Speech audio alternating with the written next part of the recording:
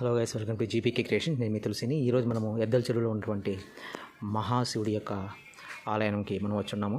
ఇక్కడ మీరు చూస్తున్నారు నటరాజు స్వరూపమైనటువంటి విగ్రహాన్ని. చూడడానికి బహుముచ్చటగా ఉంది. సో ఇది శూలం అన్నమాట. సో దీని బ్యాక్ సైడ్ కూడా చూడండి,